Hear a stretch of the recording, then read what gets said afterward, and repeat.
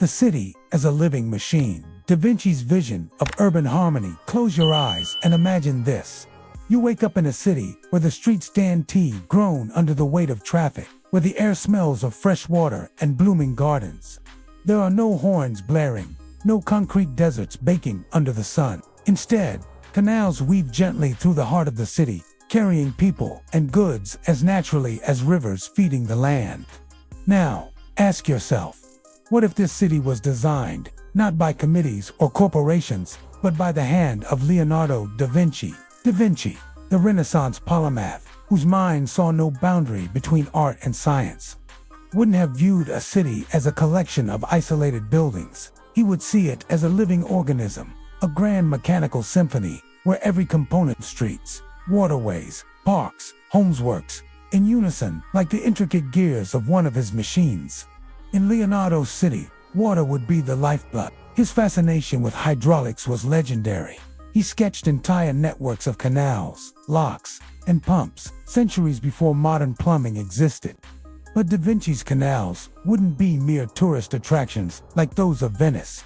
They'd be functional arteries of movement, cooling the air, transporting goods, managing waste, and creating a harmonious rhythm of flow. Picture floating marketplaces gliding beneath homes, delivering fresh produce to your doorstep without a single engine rumbling in the background. He would design multi-level cityscapes where every layer serves a unique purpose. The surface level would be a pedestrian utopia. Broad, sun-dappled pathways lined with trees, kinetic sculptures dancing with the wind, and benches sculpted not just for sitting, but for conversation and contemplation. Above, elevated platforms would carry carriages or, in our age, perhaps automated electric vehicles, seamlessly moving through the city without ever interrupting the serenity below. And beneath your feet, hidden from sight, a labyrinth of underground channels would manage the city's waste, logistics, and utilities with a precision Da Vinci envisioned centuries ago. He once wrote, "Simplicity is the ultimate sophistication." In his city, this philosophy would be everywhere. Trash wouldn't pile up on sidewalks, because waste would disappear into cleverly designed chutes and tunnels that recycle and repurpose silently, invisibly. Stormwater would be collected, purified, and returned to nature through cascading fountains that are not just functional, but breathtakingly beautiful. Even the air you breathe would be curated. Imagine streets lined with breathing walls, structures infused with living plants, designed to filter pollutants while releasing oxygen, constantly refreshing the atmosphere like the lungs of a great urban body. But Da Vinci wouldn't stop at functionality. He would weave beauty into every mechanism. Every bridge would be a sculpture, every lamppost an artwork, every water wheel would not only power homes, but create music, turning utility into a sensory experience. Leonardo's city would evolve like a living entity. It wouldn't be built and left to decay. It would adapt, learn, and respond like his mechanical lion automaton, which could walk, bow, and astonish audiences with its lifelike grace. His city would change with the seasons, its architecture flexing and breathing in tune with nature's rhythm. And yet, despite all this innovation, his city wouldn't feel alien. It would feel human. Because, for Da Vinci, the city was not a place of mere shelter, but a canvas for the human spirit, a sanctuary where science serves beauty and technology serves life. As we stand amidst our towering skyscrapers and gridlocked streets, we must wonder, what if we had let Leonardo's vision guide our urban dreams? But this is only the beginning. Next, we'll explore how Da Vinci's passion for art, anatomy, and geometry would have revolutionized not just how cities function, but how they feel. Architecture of art and science. The anatomy of buildings. Picture yourself walking down a city street where every building isn't just constructed, that's sculpted, engineered, and composed with the precision of a symphony. Walls curve gracefully, facades shimmer with intricate frescoes, and every corner you turn feels like stepping into a living museum. Yet, these structures aren't relics of the past. They are vibrant, functional masterpieces of modern architecture, built to house shops, homes, schools, and theaters.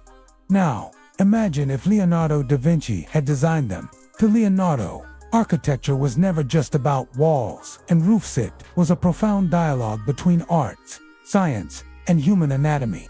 He didn't see buildings as inert blocks, but as living extensions of nature and the human form. In his vision, cities would be built not from soulless concrete, but from structures that breathe, move, and evolve, reflecting the delicate balance of form and function. Da Vinci's deep fascination with the human body, his meticulous sketches of muscles, bones, and organs would have directly informed his architectural philosophy. Imagine buildings designed to mimic the human anatomy. Walls would function like skin insulating, protecting, yet porous enough to allow airflow. Windows wouldn't be just cutouts, but designed like eyes, intelligently adjusting to light, regulating heat, and even mimicking the dilation of pupils to control privacy and ambience. The very structure of skyscrapers would take inspiration from the spinal column, providing not just vertical support, but dynamic flexibility. These wouldn't be rigid towers, trapped in steel skeletons. They'd be living monoliths that adjust to environmental stresses, swaying gently with the wind, expanding or contracting with temperature, always in harmony with the elements. Leonardo was obsessed with the golden ratio, the divine proportion found in shells, flowers, and even human faces. Every building in his city would be an embodiment of this mathematical elegance. Skyscrapers would spiral upwards like nautilus shells, their design not just aesthetic but inherently energy efficient, optimizing sunlight and airflow naturally, without the need for invasive machinery. Public spaces would be transformed into living galleries. Parks wouldn't just be patches of green but carefully crafted landscapes, where geometry meets botany. Imagine amphitheaters where sound waves are sculpted with such precision that a whisper on stage resonates perfectly to the farthest seat. Fountains wouldn't merely spout water. They'd be complex hydraulic sculptures moving in rhythm with the time of day. Their spray patterns shifting with the seasons, telling a story through motion. Inside homes, walls would not be static barriers. They would function as adaptive membranes, expanding to create larger communal spaces for gatherings, and contracting into cozy, private nooks when solitude is desired. Floors embedded with sensors would adjust textures and colors based on mood, creating environments that respond empathetically to human emotions. And Arto, the art. In Da Vinci's city, art wouldn't be confined to galleries. Every surface would breathe creativity. Murals would evolve throughout the day, shifting colors as the sun arcs across the sky. Sculptures would move with the wind, casting ever-changing shadows that dance across plazas. Even street lamps would be works of art, their glow not uniform but gently pulsating, like the flicker of candlelight, creating a rhythm of illumination that soothes rather than blinds. But beyond beauty, Leonardo's architecture would serve a higher purpose. It would be human-centric. His buildings would not intimidate, but embrace, not isolate, but invite. He believed that architecture should enhance the human experience, not dominate it. He once wrote, "Study the science of art. Study the art of science. Develop your senses specially. Learn how to see." In his city, these words would be etched into every beam, every stone, every pane of glass. Da Vinci's city wouldn't be a place where you simply live. It would be a place where you feel alive. And yet, Leonardo's vision didn't stop at static structures. His mind constantly soared to new heights, literally. In our next journey, we'll explore how Da Vinci's dreams of flight and mobility would redefine how we move through these visionary cities. Transportation beyond imagination. The Da Vinci commute. Imagine stepping outside your home, and instead of facing a congested highway filled with honking cars and smog, you find yourself at the edge of a tranquil waterway. Gondola-like vessels, sleek and silent, glide through a network of canals, ferrying people smoothly to their destinations. Overhead, elegant airships drift lazily across the sky, casting soft, ever-moving shadows upon the cityscape. This isn't Venice. This isn't a scene from a steampunk novel. This is Leonardo da Vinci's city in motion. While today's urban transport systems often feel like a battle against chaos over crowded subways, endless traffic jams, pollution choking the skies, Leonardo would have reimagined mobility as a seamless, beautiful experience. His transportation network would not merely move bodies from point A to point B, but choreograph a symphony of movement where technology, nature, and human rhythm flow together. Da Vinci's lifelong fascination with flight would have revolutionized urban mobility. Long before the Wright brothers ever took to the skies, Leonardo had sketched flying machines, ornithopters, aerial screws, even parachutes. While many of his designs never lifted off in his time, the principles he envisioned were timeless. In a city shaped by his genius, personal aerial vehicles would be a reality. Not loud, fuel-guzzling helicopters, but quiet, bird-inspired gliders. Imagine fleets of lightweight, electrically powered airships crafted with aerodynamic grace and bio-inspired wings gliding above city rooftops. These wouldn't be restricted to elite commuters, but designed for public aerial transit, allowing citizens to ascend and traverse the cityscape with a sense of effortless grace, like birds riding thermals. But Da Vinci's genius wasn't limited to the sky. His mastery of hydraulic engineering would have birthed a water-based transport system that dwarfs any modern-day canal network. These canals wouldn't be stagnant tourist attractions, but the arteries of the city's circulation system. Picture a morning commute where autonomous boats powered by hidden water wheels and renewable energy whisk commuters to their destinations silently, efficiently, and without the chaos of traffic lights. Leonardo's deep understanding of fluid dynamics would ensure that these canals are self-cleaning, using subtle shifts in current and elevation to constantly recycle and purify the water, blending beauty with brilliant functionality. Picture city squares with dynamic water features, not just decorative fountains, but subtle tide systems that manage foot traffic and offer natural cooling on hot days. But Da Vinci, ever the innovator, would also embrace modularity in mobility. He would envision multi-purpose transport pods, small, modular vehicles designed to operate on land, water, and air with minimal transformation. These would not be the sterile, one-size-fits-all vehicles of modern design. Each pod would be an expression of craftsmanship, blending ergonomic comfort with aesthetic beauty. Think of them as moving works of art, sleek wooden exteriors inspired by his ship designs, interiors lined with soft, breathable fabrics, every surface handcrafted, yet engineered for maximum efficiency. And all of this movement would be governed not by traffic signals or police patrols, but by a harmonized system of flow, akin to a perfectly balanced clockwork mechanism. Da Vinci's love for mechanical precision would manifest in a citywide orchestration where congestion is eliminated through intelligent design. The very layout of streets, waterways, and aerial corridors would naturally guide movement, reducing friction points and creating a sense of fluid, almost meditative commuting. In Da Vinci's city, movement wouldn't be a source of stress, but a source of joy. Imagine students sailing gently to school, merchants delivering goods via floating markets, artists gliding through the air to sketch sunsets from floating observatories. Movement itself becomes an art form, an experience of wonder, not a daily grind. But Leonardo's cities wouldn't just be about how you move, they would shape how you live and interact. Next, we'll step into the human-centric city. Public spaces as living artworks, where Da Vinci's understanding of human emotion and community design breathes life into the soul of urban existence. The human-centric city, public spaces as living artworks. Step into the public spaces of Leonardo da Vinci's city, and you'll feel something different.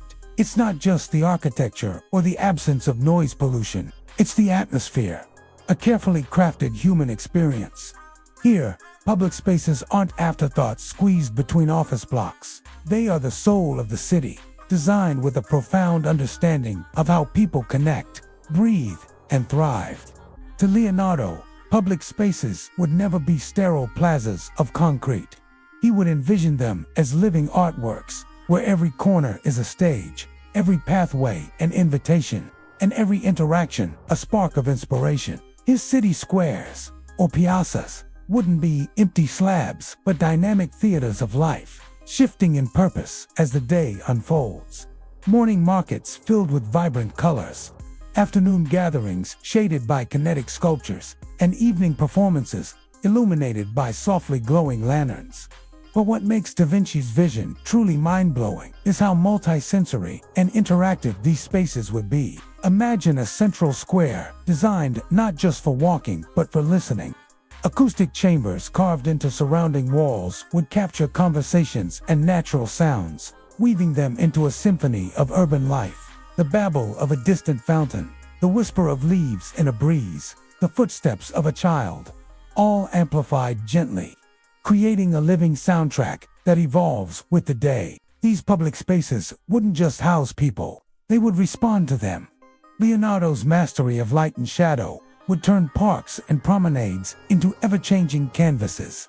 He would design pergolas with rotating panels, adjusting to the sun's position to paint dappled light across the ground, creating a different visual experience every hour. Trees would be planted not merely for shade, but for their ability to harmonize with the geometry of surrounding structures, creating natural corridors of movement and rest.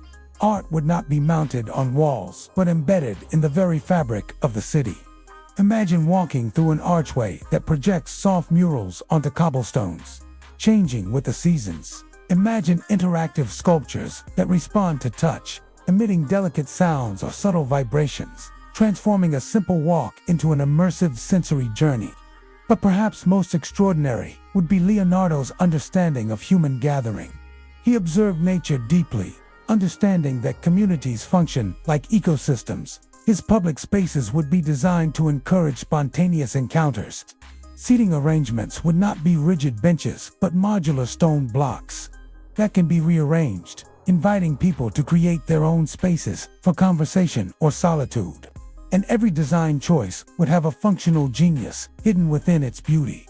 The intricate mosaics decorating plazas, not just for aesthetics, they would be composed of permeable materials, absorbing rainwater, feeding underground aquifers, and cooling the ground on hot days. Even the fountains wouldn't simply spout water, but act as environmental regulators, purifying air, masking urban noise, and providing vital habitats for birds and insects. Da Vinci understood that a city's heart beats in its public spaces. He knew that technology should elevate human interaction, not isolate it.